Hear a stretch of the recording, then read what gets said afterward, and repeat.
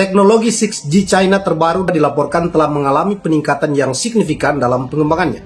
Meskipun sebelumnya perusahaan teknologi China Huawei yang terdepan dalam teknologi ini telah diblokir Amerika Serikat untuk pasokan bahan baku pendukung dari produk Huawei, termasuk pemasaran produk Huawei ke Amerika Serikat dan Eropa. Setelah berhasil meluncurkan satelit 6G pertama di dunia pada November 2022, tak lama kemudian, pemerintah Tiongkok meluncurkan cetak biru pengembangan ekonomi digital, di mana salah satu yang penting dalam blueprint ini adalah China akan meningkatkan dukungan untuk penelitian dan pengembangan 6G, dan secara proaktif mengambil bagian dalam menetapkan standar internasional. Dan terbaru seperti diberitakan beberapa media lokal Tiongkok pada September 2022, China mengklaim bahwa mereka telah membuat rekor kecepatan komunikasi nirkabel terbaru teknologi 6G yang akan dibahas pada video ini. Survei Nikkei Asia dan perusahaan riset Cyber Creative Institute yang berbasis di Tokyo pada September 2021 merilis bahwa China memiliki lebih dari 40% pengajuan paten 6G dunia, sedangkan Amerika Serikat 35%, Jepang 10%, Eropa 9%, dan Korea Selatan 4%. Dalam telekomunikasi, teknologi 6G adalah standar generasi ke-6 yang sedang dikembangkan untuk teknologi-teknologi komunikasi nirkabel yang mendukung jaringan data seluler. Jaringan tersebut direncanakan menjadi penerus 5G. Beberapa perusahaan yaitu Nokia, Ericsson, Huawei, Samsung, LG, Apple, Xiaomi, dan lain-lain, serta beberapa negara seperti Tiongkok, Amerika Serikat, Jepang, dan Singapura menunjukkan minat yang besar terhadap pengembangan jaringan 6G. Jaringan 6G diperkirakan mendukung kecepatan unduh 1 TB per detik. Dengan kecepatan itu, pengguna bisa mengunduh 142 jam film dalam sedetik, ribuan kali lebih cepat dari teknologi 5G. Sejauh ini melalui perusahaan teknologi Huawei, China menjadi negara terdepan dalam riset dan pengembangan teknologi 6G yang diukur dari jumlah aplikasi paten. Bahkan diberitakan bahwa Huawei akan segera menonaktifkan jaringan 4G dan tidak lagi memproduksi produk-produk dengan teknologi 4G.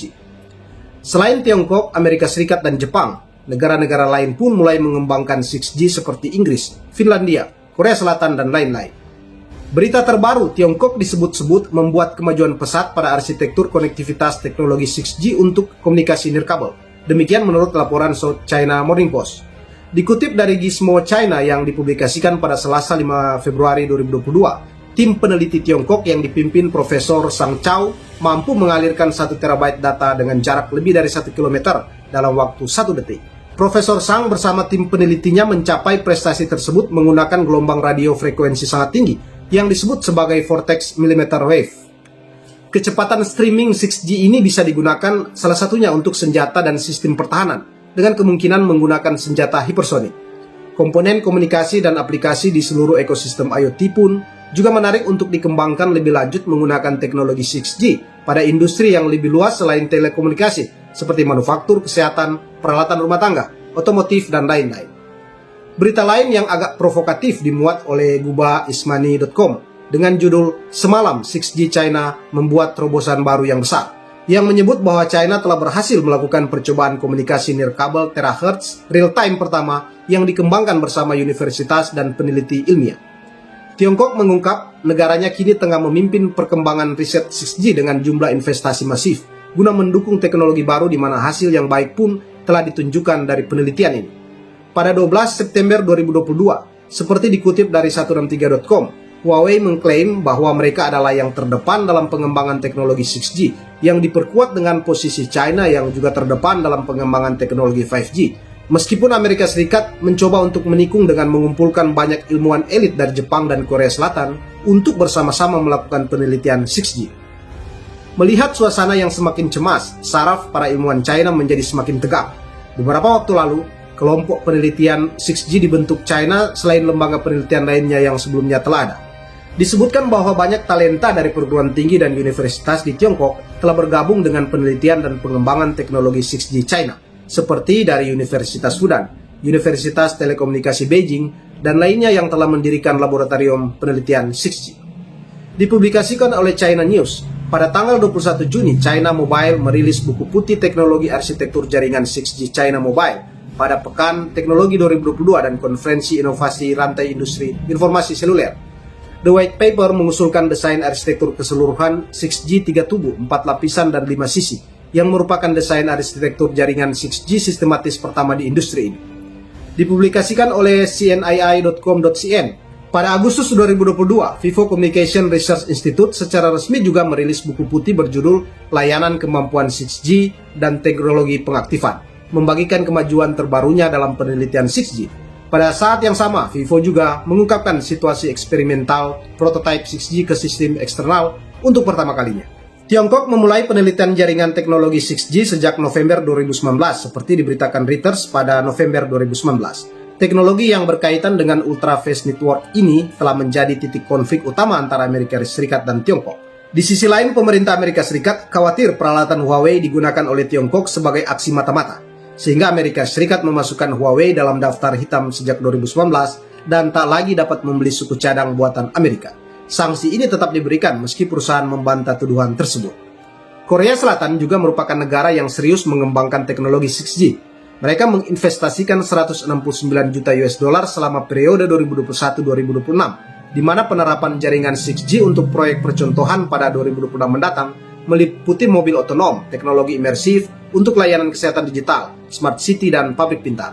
Pemerintah Korea Selatan menggandeng Samsung Electronics merancang jaringan teknologi 6G. Target Samsung untuk komersialisasi teknologi 6G Korsel yakni tahun 2028. Finlandia yang telah menerapkan teknologi 5G juga sedang mengembangkan penelitian jaringan 6G. Proyek tersebut dipimpin oleh University of Oulu dan berkolaborasi dengan perusahaan internasional.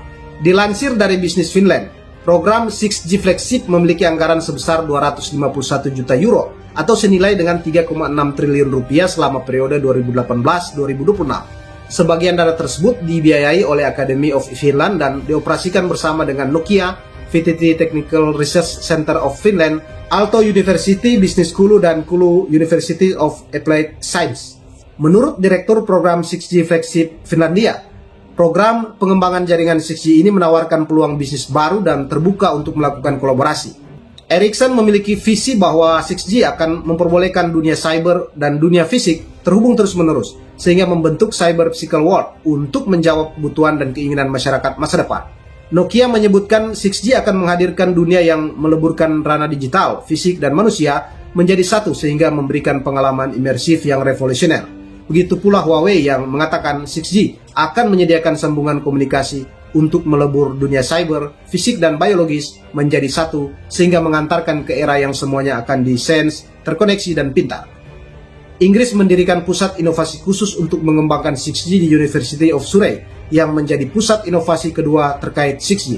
Pusat inovasi ini berhasil mengembangkan teknologi 5G sejak 2013 dan kini universitas tersebut ingin memperluas cakupannya.